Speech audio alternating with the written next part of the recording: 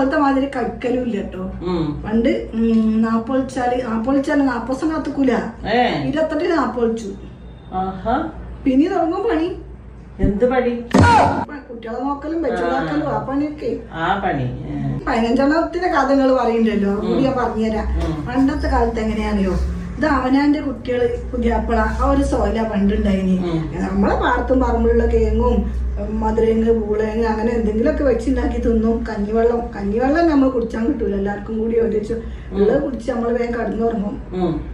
ഇപ്പോഴത്തെ കാലത്ത് അങ്ങനെയല്ല, ക്ഷീണിച്ച് കിടന്നുറങ്ങും. നല്ല സുഖത്തിൽ വേറെ ഒന്നും ചിന്തിക്കാനില്ല നമുക്ക്.